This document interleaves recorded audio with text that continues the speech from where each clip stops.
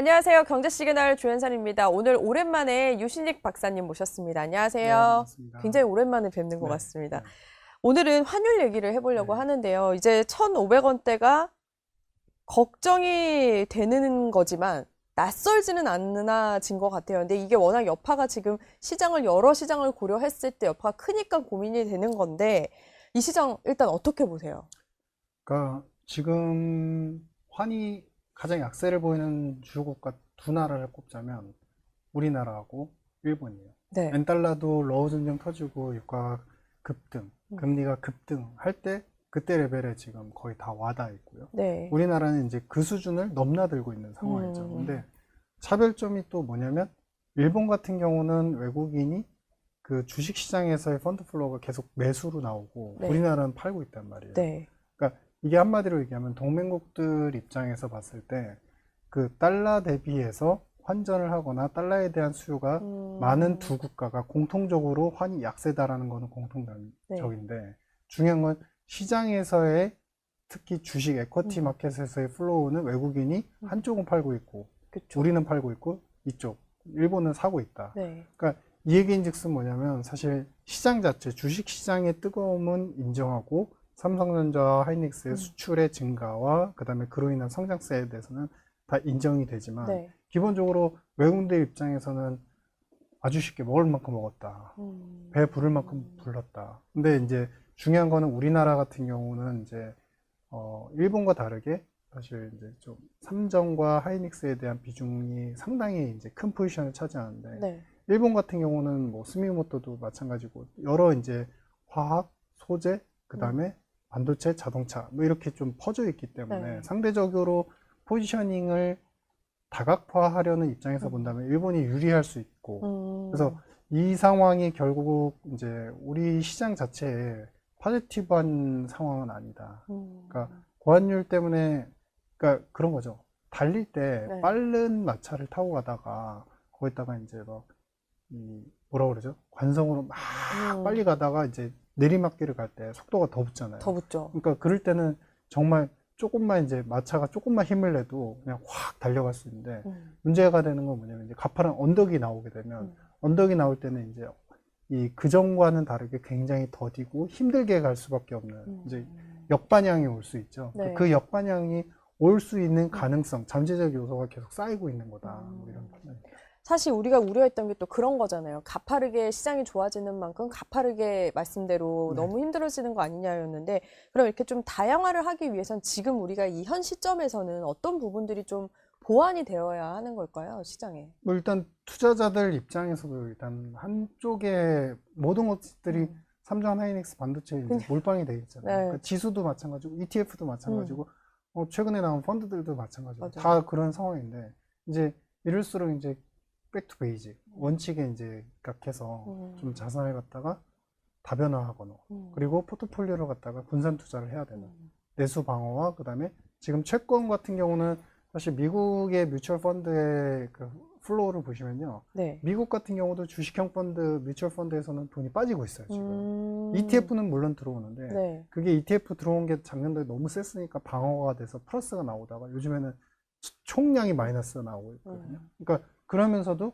채권 쪽으로 또 수익 유입이 와요. 그러니까 채권은 지금 어찌 보면 약간 이제 시장금리가 발작 상태이죠. 그러니까 시장금리 대비 기준금리의 스프레드가 너무 넓어져 있어요. 이것만 보면 사실은 최소한 뭐 4번, 5번은 금리를 올려도 될 만큼 벌어져 있는 상태예요. 그쵸. 근데도 불구하고 채권의 발작 기간에 채권을 사야 된다는 경험적인 학습 효과가 있는 거죠. 그러니까 네. 일단은 시장을 팔고 주식 에쿼티를 팔고 그다음에 채권 쪽으로 돈이 유입이 되는 큰 그림은 그렇다. 뭐 자잘하게 이제 뭐 IPO 때문에 스페이스X 때문에 돈이 들어갔다 나왔다 반도체로 간다 뭐 이런 거는 사실은 좀 약간 강론적인 얘기고 총론적으로 보면 이제 총 펀드 플로우는 이제 채권 쪽으로 유입이 되고 있는 상황이다. 그러면 환율 잠시 또 다시 여쭤보면은 이게 금융위기 이후로 최고 찍었잖아요. 네. 1,555원인데 사실 급한 불은 좀 꺼진 느낌이긴 하지만 여전히 1,500원을 넘고 있는데 우리가 그런 생각이 들었어요. 1,500원 이제는 무섭긴 하지만 당연한 걸로 좀 받아들여야 되는 시장인 건지 네. 어떻게 보세요? 그러니까 약간 그런 관점이죠. 그러니까 환을 레벨 지금은 이제 그 일단 동맹국 특히 이제 미국에 다 연결성이 굉장히 많은 국가들 입장에서는 네. 환의 약세를 회피할 수는 없다고 봐요. 미국 투자, 그다음에 미국의 채권을 사들이고 리밸런싱을 하고 중앙은행도 이제 외환 보역을 지키기 위해서 그리고 외환 시장 자체를 지키기 위해서 계속적으로 사거나 네. 계속적으로 우리가 관심을 가져야 되는 자산, 달러 자산일 수밖에 없어요. 그게 주식을 떠나서. 그러니까 이게 한마디로 말씀드리자면 이 포지셔닝을 우리도 안전하게 가져가려면 계속적으로 미국채를 사거나 미국 자산, 달러 자산을 계속 갖고 있어야 되는 상황이 반복이 되니까 네.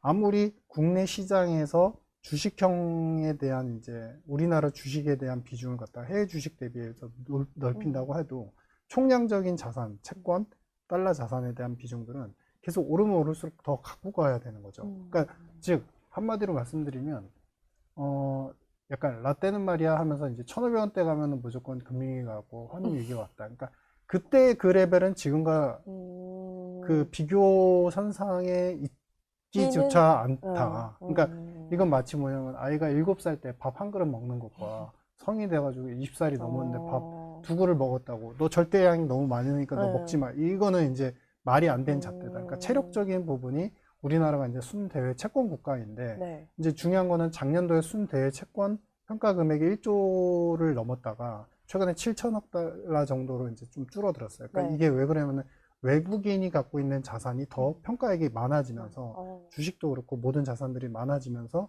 그러면서 그들이 갖고 있는 부채 금액이 많아지니까 그러니까 우리한테 부채죠. 네. 그러니까 이제 순자산액이 또 줄었어요. 순자산액이 줄으면 어떻게 해야 돼요? 당연히 우리 입장에서 순대외 자산을 많이 넓혀놔야 네. 되잖아요. 우리는 미국한테 이제 무제한 통화 수합 국가가 아니까 언제든지 외국 자산을 팔아가지고 어떻게든 환이든 시장의 변동성에 대응을 해야 되니까. 네. 그러면 또 지금 상황에서 문제가 되는 거면 또 사야 돼요. 그쵸. 순대외 채권을 유지를 해야 되니까. 그러면은 달러 자산에 대한 욕구들은 또 물론 이제 국내 연기금 같은 경우에 이제 주식에 우리나라 주식을 더 산다고 하지만 중요한 거는 이제 해외 자산에 대한 총량적인 비중이 또 중요해지기 시작해요. 네. 그러면은 달러는 또 올라가요. 그럼 원달러는 멈출 수가 없는 거예요. 그러면 이거를 갖다가 한마디로 얘기하면은 미국과의 동맹과 그다음에 우리의 약간은 미국 대비 약한 이제 금융시장을 갖다가 서스테이너블하게 가져가려고 한다면 중요한 거는 항상 달러에 대한 포지셔닝이 주식은 해외 주식을 줄인다고 해도 총 포지션은 계속 늘어날 수밖에 없다. 네. 그럼 환은 점진적으로 계속 올라간다. 특히 사업의 연계성이나 최근에 AI 반도체가 미국과 다 연계돼 있잖아요. 네. 투자도 다 어떻게 돼요? 그쵸. 지금 미국 법인으로 투자를 하려고 다 하이닉스도 마찬가지, 삼성전자도 그 총량을 다 늘려나가고 네. 현대차도 마찬가지잖아요. 마찬가지죠. 그럼 돈이 결국에는 벌어들인 돈이 경상수지가 많다고 해도 계속적인 플로어가 이쪽으로 이제 기업 쪽에서 있고 그리고 순대외 채권 같은 경우는 약간 이제 변동이 있을 수 있으니까 그럼 또 다시 또 달러를 가져와야 되는 그런 중앙은행 입장에서 그런 이제 어려움에 계속 부닥치는 거죠. 그러니까 이게 이제 반복적으로 되면 환율은 계속 높아져 있는 상태가 될 수밖에 없다. 그렇죠. 그러니까 높아져 있는 상태인데 그렇다고 해서 이게 이제 결국에는 이제 위기를 경고하느냐 이런 로직으로 가면 그냥 이제 저쪽에 먼 산 보면서 저 산은 언젠간 무너질 거야. 그러니까 등산 절대 하면 안 돼. 약간 이런 논리랑 똑같아요. 가기까지의 과정이 또 중요하기 때문에 네. 그 과정 속에서 우리가 뭘 해야 되느냐. 문제는 뭐냐면은 환이 이렇게 높으면 당장 제일 힘들거나 걱정해야 되는 거는 나라 걱정보다도 사실은 국민 당사자 여러분들 개인 하나가 더 그렇죠. 중요하죠. 왜냐하면 인플레가 다 녹아서 들어오기 때문에. 그러면은 이제 우리는 안 그래도 지갑이 얇아져 있는데 쓸 돈이 더 없어진다는 거거든요. 그쵸. 이제 하나 살려고 하면은 이제 예전보다 더 고민을 많이 해야 된다. 그럼요. 그러니까 이렇게 되면 이제 우리의 내수 부분에서의 이제 탄력도 성장 뭐 이런 거는 더 약화될 수밖에 없다. 그런데 그렇게 되면 또 역으로 또 어디로 도는? 그러면 또 삼전 하이닉스만 바라볼 그렇겠죠. 수밖에 없어요. 사람이 또 그렇잖아요. 심적으로도 그렇고. 그렇죠. 잘 되는 네. 쪽 자꾸 바라볼 수밖에 네. 없어요. 집안에서 똑같잖아요. 아들, 딸 있으면 아들이 잘 나간다. 그러면 아들한테 더 이렇게 네. 공부 가르치고 그런 논리로 지금 계속 수능이 되고 있다. 뭐 이런 생각입니다. 이게 지금 트럼프가 이제 계속 좀 반복이 되는 모습이긴 한데 주말에 이제 종전 뭐 분위기 가능성을 언급을 했는데 네. 이 상태가 몇 달 전에부터 계속 있었던 상태기는 네. 하잖아요. 근데 뭐 주말이 지나면 되겠지라고 그동안은 그래 왔는데 이제는 그런 믿음도 좀 떨어지기는 했는데 그래도 설마 1,600원까지 가겠냐 이런 걱정들도 하시거든요. 근데 네. 말씀을 들어보면 이제는 대비를 어느 정도 하는 것도 중요한 것 같아요. 마냥 내리는 것만 기다릴 게 아니라. 네네. 그렇죠. 지금 타코가 간단히 말씀드리면 38번째예요. 타코가. 38번째. 네. 전쟁 4, 5, 6 다 그쵸. 갔다고 쳤을 때 네. 3개월 동안 38번이. 그러니까 이거는 시장도 타코고 네. 모든 게 타코에 지금 다. 그렇네요. 물론 이제 길게 보면은 타코를 갖다가 중간 선거까지 음. 해가지고 유가가 100불 이상 넘어가지 음. 않게끔 하면 사실 그것도 정책 중에 하나일 수는 있거든요. 음. 말로 어쨌든 떼었으니까. 음. 근데 구두 개입이라는 건 있으니까. 그렇죠. 근데 중요한 거는 뭐냐면은 오늘도 그 얘기를 했잖아요. 이제 공습한다, 이제 하르그 섬을 갖다가 완전히 점령하겠다라고 해놓고 어젯밤에 네. 그래놓고 이제 오늘 아침에 이제 공격 취소를 한다. 그래서 주말에 거대한 합의가 있을 그러니까. 것이다라고 얘기를 했고 여기에 대해서 다른 이제 당사 관계국들도 음. 이제 다 합의를 했다. 뭐 음. 이렇게 얘기를 하는데 그거를 누가 믿어요, 이제. 이젠 그리고 너무 못 믿겠어요. 그러니까 같은 게 반복되니까. 그게 제일 중요한 건 뭐냐면 이제 우리 결혼할 때 있잖아요. 여자하고 남자하고 있잖아요. 결혼하기 전에 이제 결혼 시장 갑시다, 꿀인합시다. 그런데 여자가 요구하는 마지막 조건이 있어요. 딱 하나 마지막 조건. 나중에 이제 육아는 남편이 최소한 70% 이상을 해줘야 된다. 네. 이제 그게 합의가 안 돼가지고 결혼식장에 못 가고 있어요. 근데 남편은 계속 이제 시댁 부모님한테 갔어요. 아, 결혼 다 하기로 했으니까 이제 다 진행하시면 된다고. 근데 네. 너희들 진짜 결혼하는 거야. 근데 와이프는 그 하나는 못 포기해요. 왜냐면은 그거를 갖다가 이제 언니나 선배를 통해서 네. 뼈저리게 느꼈거든요. 육아는 독방 육아 하면 안 된다. 근데 그게 뭐냐, 바로 호르무즈 해협이에요. 네. 지금 그런 상태에서. 호르무즈 네. 해협을 갖다 무기화하는 게 얼마나 강력해지는지 이게 피봇이 되잖아요. 호르무즈 해협이 있으면 핵 합의를 갖다가 결국에 목적지는 핵인데 핵 합의에 대해서 미국한테 먼저 양보를 받아내서 우리가 이만큼 0부터 100까지 농축에 있으면 먼저 가장 희석화된 물질부터 내놓고 그것도 너희들을 못 믿겠으니까 제3국에 반출했다가 네. 제3국이 러시아죠. 러시아에 반출했다가 만약에 니네가 또 그래놓고 중간에 휴전해놓고 공격할 게 뻔하잖아. 그러니까 만약에 또 공격할 것 같으면 러시아한테 다시 가져올 거야. 이거를 갖다가 지금 최후의 방어 수단을 갖다 다 깔아놓은 합의문으로 여기는 합의를 하자는 거고 트럼프는 핵 합의는 이뤄졌다. 퉁쳐가지고 그냥 이렇게 얘기를 하는 거고. 네. 그러니까 이렇게 할 거면은 사실 이제 바이든 때 9차례 이상 거의 90페이지짜리 핵 합의문이 있는데 그 핵 합의문이 길었던 이유도 중요한 거는 뭐냐면 네가 먼저, 당신이 먼저, 그렇죠. 당신이 먼저 이러면서 이제 그 조항이 이제 많아지기 시작한 거예요. 조건이 이거 하면은 이거 제재해 주고 이거 하면은 이거 하고 이런 식으로 그때 유럽 당사자까지 포함이 돼서 그렇게 했는데 그러니까 즉 결론은 뭐냐면 합의가 될 거였으면은 사실 4월, 5월에도 됐을 거다. 됐을 이미 것 같아요. 됐을 맞아요. 거다. 네, 그래서 지금 러우 전쟁 때도 참고로 러우 전쟁 지금 몇 년째죠? 거의 3년 지나가고 있죠. 그러니까 지나갔죠. 거의 22년 3월에 터졌으니까 그러니까 거의 4년 차 되고 있네요. 그러니까 네. 이게 뭐냐면 러우 전쟁 때도 비슷했어요. 전쟁 터지고서 3개월 만에 휴전 찌라시 돌고 그다음에 맞아요. 러시아가 어쨌든 서방의 압박에 굴복을 해서 뭔가 이제 전쟁을 갖다 종료하거나 휴전할 수 있다 이런 설들이 계속 돌았거든요. 그건 반복적으로 도는 이야기일 뿐이지 지금은 이제 전쟁의 소기의 목적들이 결국에 이쪽은 한쪽은 이제 본색을 명확히 얘기했잖아요. 핵합의라고 해놓고 이제는 다시 원유라고 이제 얘기가 바뀌고 있잖아요. 미국 네. 입장에서 원유를 컨트롤할 수 있어야 돼요. 근데 이쪽은 원유를 내주기는커녕 일단 호르무즈 해협도 일단은 후티 반군조차도 홍해를 지금 봉쇄했거든요. 그러니까 아마 이렇게 되면 이제 하루 타코 나오고 하루 또 이제 주말 사이에 또 이제 뭐 굉장히 침울한 분위기, 되게 무서운 분위기 연출되고 그 다음에 월요일 되면 또 합의했다. 이게 반복적인 거다. 그렇죠. 뭐 이런 생각이. 그래서 더 이제 시장이 더 혼란스러워지고 있는 건데 잠시 이제 아까 앞서 말씀 주셨던 금리를 좀 이야기를 하면 네네.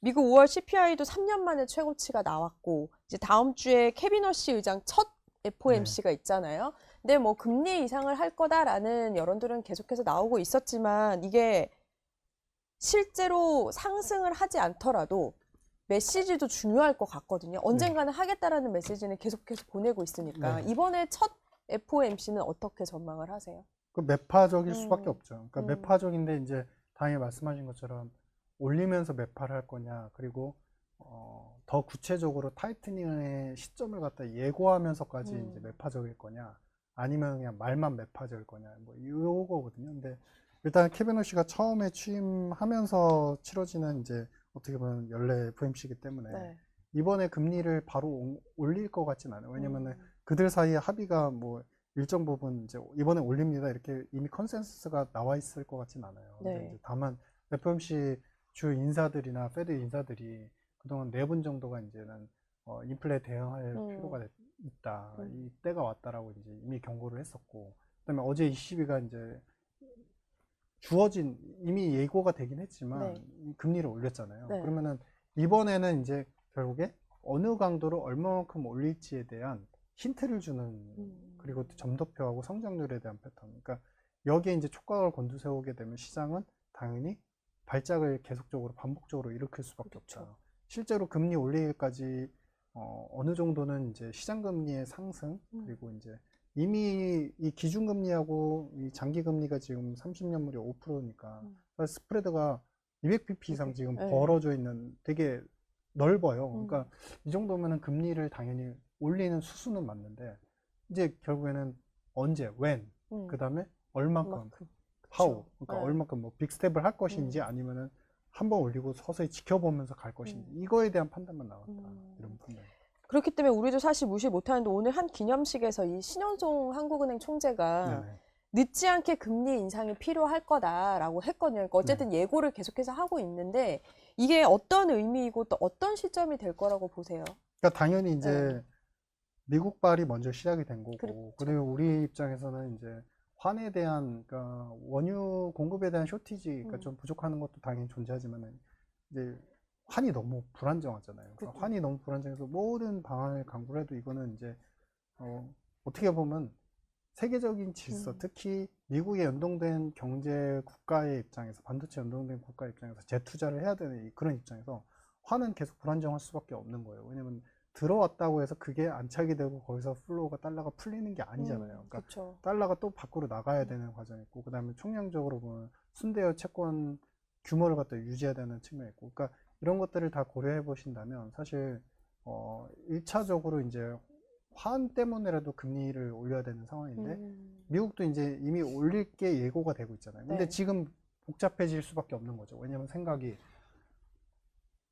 이미 금리를 만약에 미국이 먼저 올리고 그 다음 올리면 환의 레벨이 더 치솟았다가 그 위로 상방이 열리게 되면 이제 어디에서 잡아야 될지 이게 소위 얘기하는 스무딩 오퍼레이션을 통해서 얼마나 눌러야 될지 이게 가늠이 안 되는 거예요. 그러니까 그런 측면에서 보면은 한번 올려놓고 페드가 이제 금리를 올릴 거를 미연에 좀 방지하는, 그러니까 미연에 환이 너무 튀지 못하게 일단 막아놓고 그리고 미국 금리 추세를 보면서 완만하게 올려가지 않을까. 그러니까 한 번은 미국보다는 먼저 이제 약간 소위 말해서 먼저 선제적인 금리 인상이 좀 필요할 수도 있다. 환만 본다고 한다면 이런 판단입니다. 그러면 이게 이제 이 자리에서 제가 1,400원 후반대, 1,500원대가 되면은 우리가 어떤 시대가 열려요? 그랬었거든요. 근데 이미 이제 1,600을 갈 수도 있다라는 이 두려움 속에 만일 이게 계속 지금의 시장을 그때와는 또 다른 시장이니까요. 이 지금의 시장을 토대로 했을 때 외환 시장 이 주식 시장의 여파, 그러니까 이로 인한 여파들은 어떤 부분들이 좀 있을 수 있어요? 분야별로 투자에도 뭐 어려움이 있을 것 같고요. 일단 기본적으로 우리가 이제 변동성이 상당히 커져 있잖아요. 그 시장 자체가 당연히 그거는 이제 미국 금리에 대한 요소도 있지만 중요한 거는 이제 그런 거죠.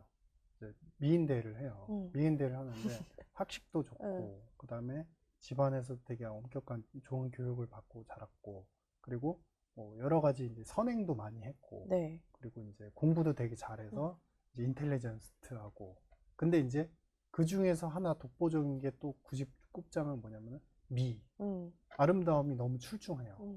근데 다른 여성분 같은 경우는 이제 다른 여성분의 나머지 4개의 그 장점의 요소를 안 갖고 있는데 미모가 이분도 출중하다고 했잖아요. 근데 이분보다 2배, 3배 출중한 거예요. 너무 아름다우신 거예요. 그러니까 바로 그거죠, 지금. 그러니까 반도체에 대한 것들이 너무 부각이 되니까 다른 위험한 부분들 좀 불안정한 요소들을 다 쉽게 말해서 이제 먹고 들어가는 게임이 돼버린 거죠. 근데 그런 것이 결국에는 어떻게 보면은 시장은 항상 색깔이 바뀔 수 있고 바라보는 시각이 바뀔 수 있거든요. 그러니까 이게 너무나 월등하고 AI라는 이제 반도체에 대한 이 생태계 자체가 언제든지 밑에 있는 이제 다른 요소들 때문에 뭐 심사자 어떤 분 같은 경우는 아니야, 미가 너무 출중한 게 그게 너무나 매력일 수 있지만 나머지 보편적으로 다 갖고 있는 이 분이 나는 더 좋아 이라고 판단할 수 있거든요. 네. 즉 얘기 뭐냐면 거시적으로 갖고 있는 이제 다양한 많은 다른 환경들이 지금은 그렇게 시장을 갖다가 뒤틀리게 하거나 힘들게 하진 않지만 이런 것들이 시장과 경제적으로 봤을 때 전반적인 압박을 서서히 가져올 수 있다. 그래서 투자하시는 분들은 당연히 포트폴리오 관리를 분산해서 이제 자산 배분을 하셔야 되는 거고, 기업이나 뭐 여러 가지 이제 경영을 하시는 네. 분들 입장에서는 항상 익스포저에 대한 대응과 금리가 올랐을 때 대응의 방편 요소들을 계속 가져가 나가셔야 되니까 대비를 계속 해 나가야 되는. 그러니까 반도체 빅사이클만 보고 우리나라 성장률이 총량적인 GDP 성장률이 좋아진다고 해서 사실 모든 게 온기가 퍼지는 구간이 아니거든요. 그럼요. 그래서 요게 혹여나 이제 낸드나 디램 같이 사이클을 예고하는 이제 지표들이 꺾이게 되면 사실상 내수는 조금 더 악화될 가능성이 있기 때문에 더 전방위적인 대비를 해야 되는 시점이다. 뭐 이런 판단. 그게 또 이런 생각도 들었어요. 더 전방위적으로 해야 되는 이유가 어떻게 보면은 요즘 이렇게 시장이 흔들려도 흔들리나 싶다가 올라오는 거 보면은 우리가 베이스 자체는 뭐 반도체로 인해서든 어쨌든 베이스 자체는 좀 건강해졌다라는 생각은 좀 들거든요. 그래서 요거를 기반으로 이 전방위적으로 좀 더 이 건강함을 확대시킬 수 있도록 좀 노력을 했으면 좋겠는데 사실 이게 그러려면 기업 입장에서는 투자를 해야 되는데 환율이 오르면 또 위축될 수밖에 없잖아요. 네. 사업에도 박차를 가할 수 없고 그리고 많이들 또 투자자분들 물려 계시는 분들도 많지만 바이오 사업도 그렇고요. 그래서 그런 부분에 있어서는 환율이 굉장히 치명적일 수밖에 없을 것 같기는 해요. 그렇죠. 대비를 해도. 네. 뭐 당연한 얘기죠. 그렇죠. 뭐 그 어쩔 수 네. 없는 얘기죠. 그러니까 메모리가 반도체가 결국 그러잖아요. 그러니까 사이클 산업이기도 하지만 재투자가 계속 일어나야 되는 산업이고, 그러니까 시설 장비가 계속 이제 우리가 캐펙스 지출도 마찬가지지만 모든 것들이 이제 장비를 위한 새로운 연구 개발과 이제 새로운 이제 또 다른 이제 장비와 또 다른 지출이 계속 반복적으로 일어나야 차세대, 차차사대 이렇게 반도체가 계속 이제 만들어지게 되고 그래야지 이제 팔릴 수 있는 그쵸. 거죠. 그러니까 이런 것들이 결국 주가가 오른다고 해도 주가가 오른 요소는 저는 상당 부분 거의 뭐 절반 가까운 부분으로는 타코가 상당히 영향을 미치고 있다고 보여지고, 이 타코는 사실은 이제 지금 당장에 뭐 2, 3개월 동안에 특히 이제 우리 월드컵까지 열렸으니까 기본적인 주가 상승에 대해서 사람들의 이제 어떤 시선을 이제 좋게 만드는 데는 가리는 데는 충분한 효과가 있을 거라고 보여집니다. 근데 중요한 거는 이제 환의 이런 요소들하고 이제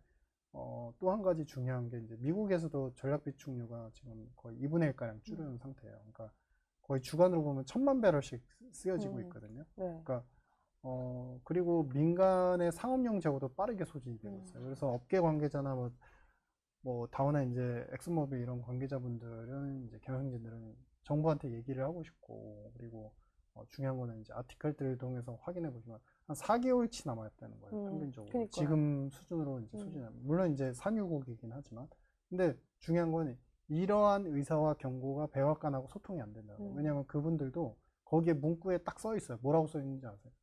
익명으로 요구했다. 왜? 백악관에서 찍힐까봐. 그러니까 미국도 지금 현실적인 정서 자체가 지금 굉장히 유가발 인플레이션과 소비 침체가 가속화될 수 있는 구간으로 이렇게 전환이 되려고 하는데, 거기에 대한 현실 경고에 대해서 연방 정부는 계속 좀 막고 있는 상태다. 이걸 갖다가 이제 좀 좋게 말하면 구두 개입을 통해서 유가를 안정화시킨다고는 하지만 현실적인 실제 수급을 반영하지 못하게 해서 오히려 경각심을 갖다 늦추게 만드는 현상이다. 그래서 그런 현상들이 반복이 되다가 원래 우리 포장지가 자꾸 이제 겹겹이 쌓여있으면 굉장히 큰 선물인 것 같지만 속 안에 이제 썩은 사과가 하나 있으면 나중에 깜짝 놀라게 되거든요. 그러니까 그런 게 뭐 하반기쯤에 좀 가셔야 되지 않을까. 그래서 약간은 저희가 우리나라 측면에서도 시장 측면에서도 대비를 좀 분산화하거나 사업도 마찬가지고 분산화하고 좀 이렇게 조정을 하고 이런 포지셔닝이 좀 구비가 되고 재정비가 돼야 되는 시점이다. 이게 이제 시장이 뜨겁다고 해서 거기에 모두 다 현혹이 되면 그냥 그거는 뭐 참고로 말씀드리면 트럼프 일가가 이번에 이제 코인부터 시작해서 너무나 많은 재산, 자기의 이제 사유재산을 축적했잖아요. 네.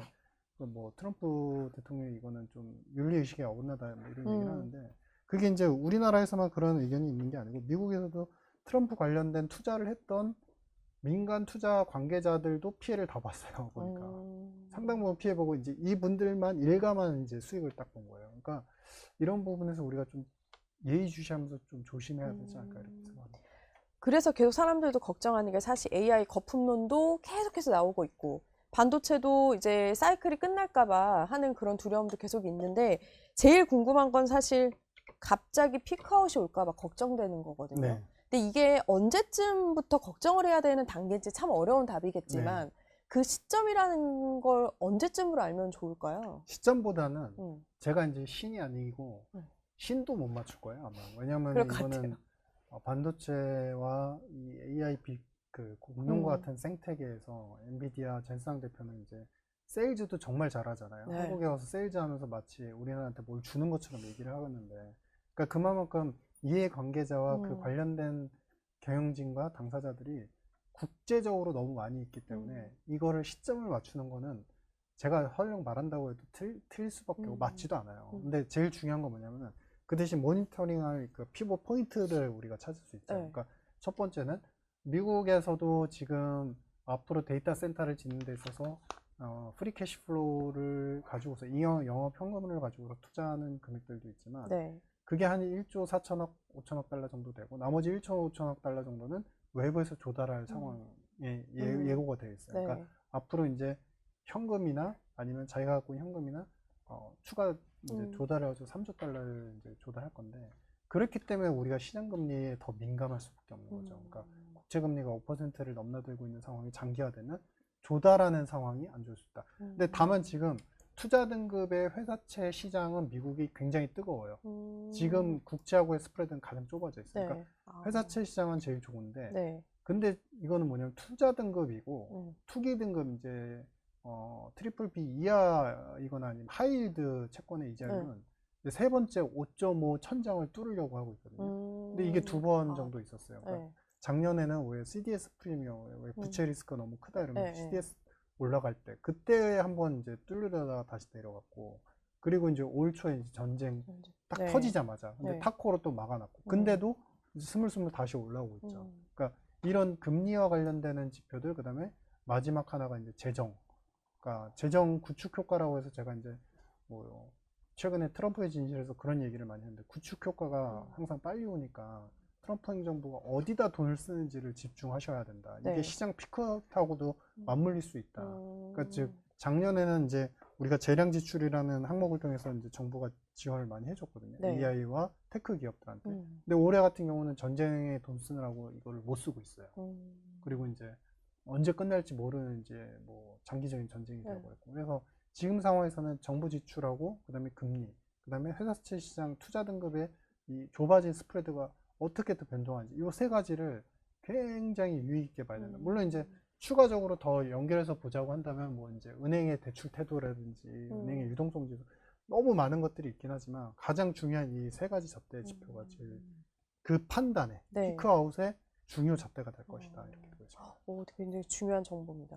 그러면 이 고환율 시대에 마지막으로 이제 사실 고환율에 대한 피해 섹터가 있을 테고요. 주식 이야기를 좀 해보자면 네. 또 수혜를 보는 것도 있잖아요. 반대로 또 그런 건 좀 어떻게 아까 이제 분산 투자도 말씀 주셨는데 네. 좀 어떻게 전환을 좀 시켜놓으면 좋을까요? 그러니까 대부분이 피해죠. 그러니까 그렇죠. 우리나라는 어쩔 수 없어요. 수입 예. 국가이기 때문에 사실 이제 우리 식료품도 다 해외에서 이제 소맥, 밀, 뭐 이런 거 다 사서 그래서 가공을 그렇죠. 해서 상품화해서 파는 거고.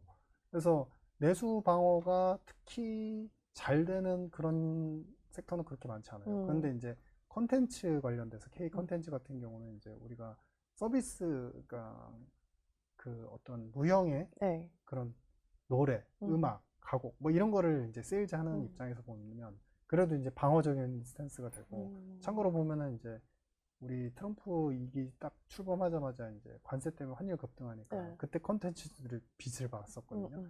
그리고 또 한 가지가 이제 K뷰티. 네. K뷰티 같은 경우도 상대적으로 이제 계속적으로 좀 퍼포먼스가 수출 잘 되고 LA에서 이제 동날 정도로 팔리고 있잖아요. 그쵸.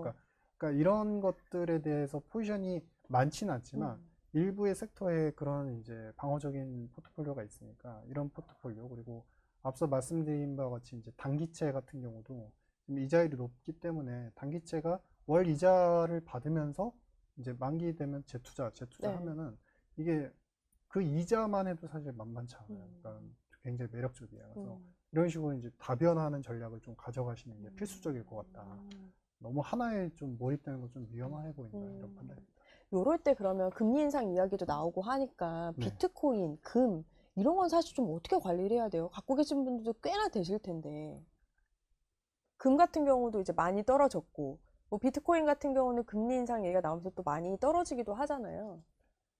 죄송하지만 이게 시세 다 내주는 거죠. 시세 다 내줬다고 보여지고요. 그러니까 금이 많이 오른 거 중국이 사고 그다음에 미국도 사고 그다음에 비트코인이 많이 오른 거 중국은 안 사지만 재무부가 많이 사면서 비트코인을 이용해서 뭐 여러 가지 정책들을 시행할 것, 특히 이제 달러 자산을 팔지 않겠다라는 스티븐 마이란 보고서에 이제는 금이나 비트코인을 팔겠다. 그만큼 팔겠다는 거는 많이 사놓고 필요할 때 재정 자금으로 쓰겠다. 이런 입장이었는데 사실상 산 거는 비트코인은 얼마 되지 않아요. 재무부에서 250억 달러 내외였나? 그 정도밖에 안 돼요. 그러니까 이게 뭐냐면 정책의 기반이, 그러니까 트럼프 행정부가 항상 그래요. 그러니까 벌려놓는 일은 너무 많아요.